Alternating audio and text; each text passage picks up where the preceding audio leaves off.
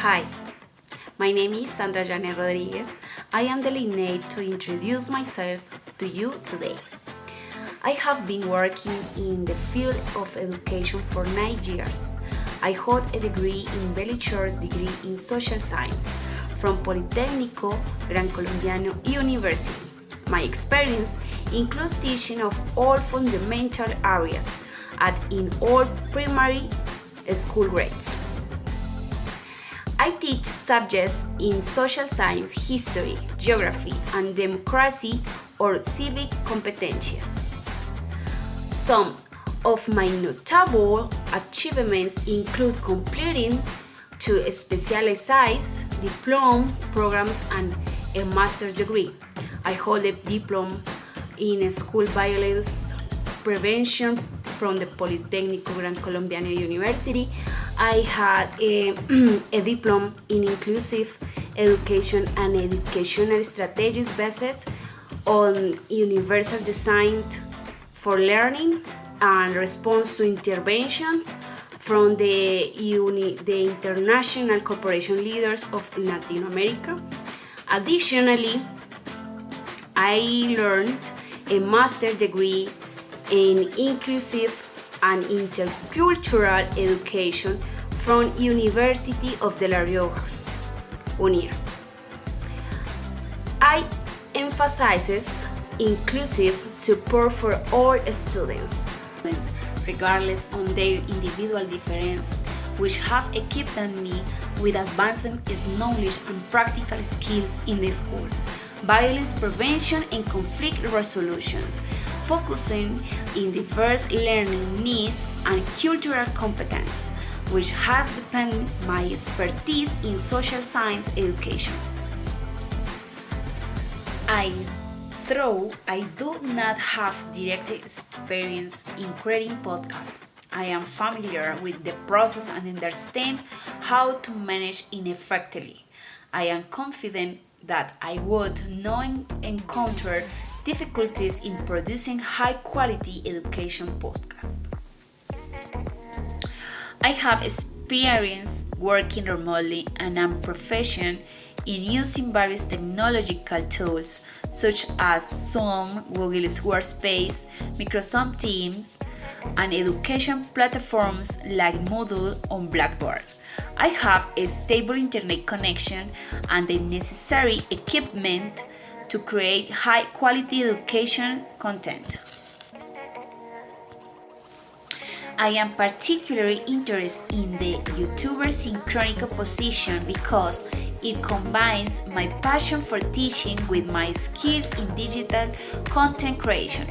I am excited about the opportunity to engage with my students in an interactive and innovative way.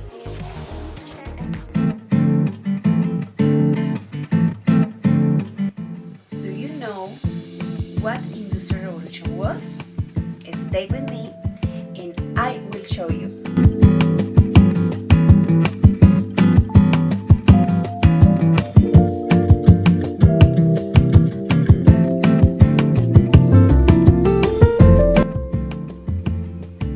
Invention, innovation, progress. These words are often linked with a period of time with advancements in technology, travel, and communication, transforming everyday life. We call this time the Industrial Revolution. Before the Industrial Revolution, clothing, machine, and other goods were made behind in the homes small businesses of cities. Creating goods took time and effort, and the progress was often slow. Over time, people began to create new machinery that would make the work more efficient. After all, creating more goods in a shorter amount of time meant more money.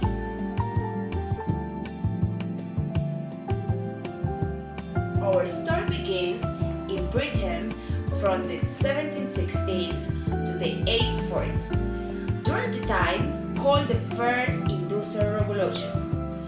British businessmen and inventors developed new ways of manufacturing that means to make something using large machinery.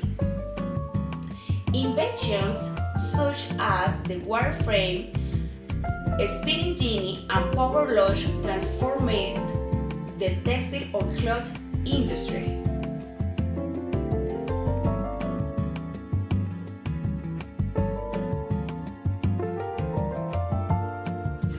Workers could use this machine to spin fiber into yarn at the lightning pace compared to previous machine.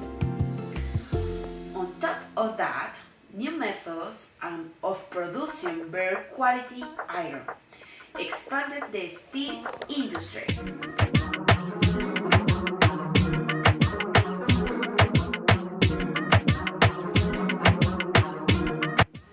Meanwhile, people like James Watt were working on something else just exciting: the steam engine. Soon, everything from factories to new types of transportation were using steam power to work faster and travel farther than ever before.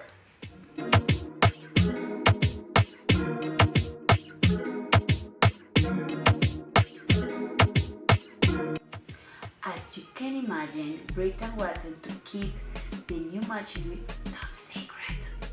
If they keep the technology for themselves, they would have an edge on manufacturing over everyone else.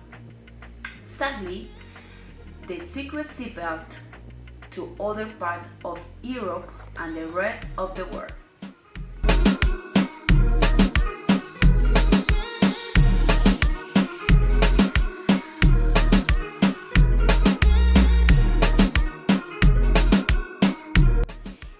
In 1793, a man named Samuel Slater built a textile mill in Rhode Island, coming from Old England.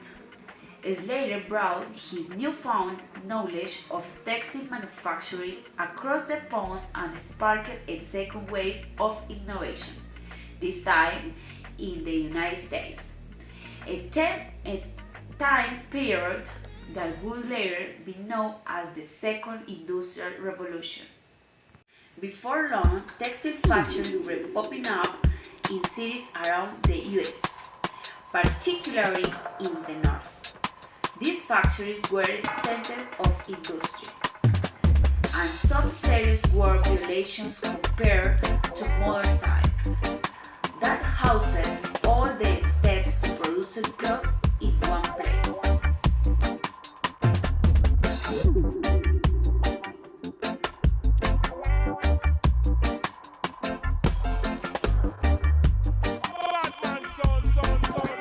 Before long, textile factories were popping up in cities around the US, particularly in the north.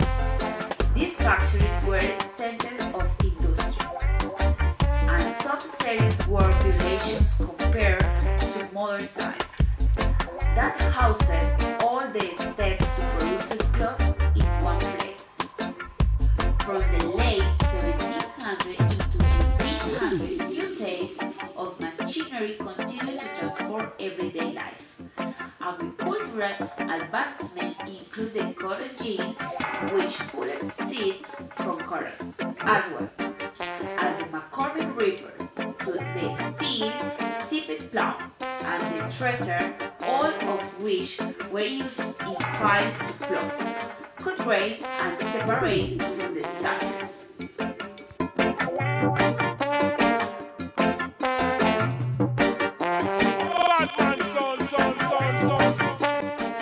In the transportation industry, steel and steam engines were key.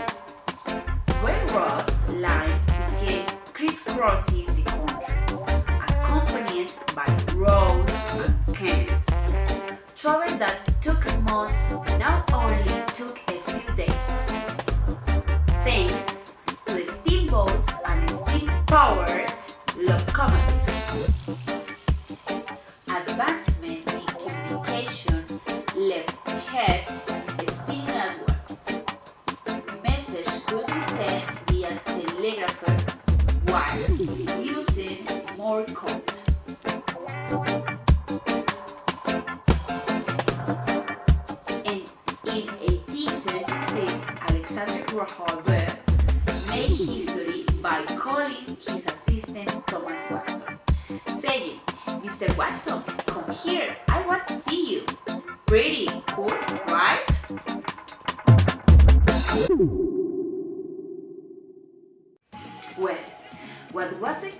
were the working conditions in factories, the rise of slave labor and child labor, among other things.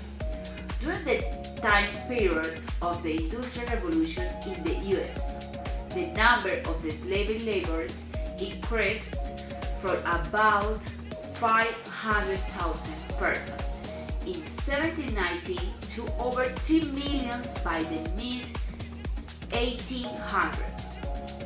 Many of them were forced to work in fields and the homes and suffered greatly under very hard conditions. Additionally, as towns explored into busy cities, living and working conditions in these urban areas proved dangerous. Cities were dirty, polluted, overcrowded, and lacked basic housing, sanitation, and even safe drinking water. In factories, the conditions weren't any better. Many of the workers in factories were women and children. They worked up to 12 hours a day, often 6 days a week. They had few rights and could be fired for even the smallest wrongdoing. Vacation time, sick leave, weekends, forget about it. Factories were a dangerous place to work. It wasn't uncommon to lose fingers and suffer other injuries while working in large machinery. Sicknesses spread quickly in factories, which lacked access to clean air and basic facilities. Children worked for the lowest wage and were often given the dangerous work of running in between large machinery to fix problems.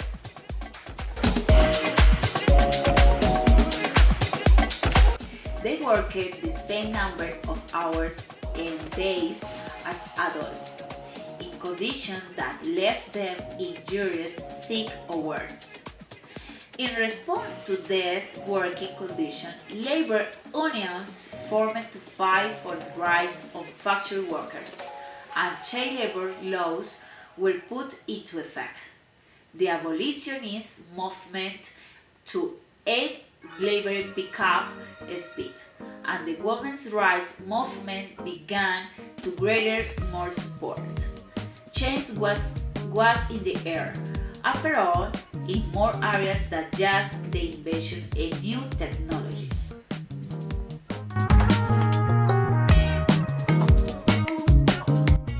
People were ready to stand up and fight for their rights. A new revolution of sorts are to its own the Industrial Revolution in Britain, America, and other parts of the world.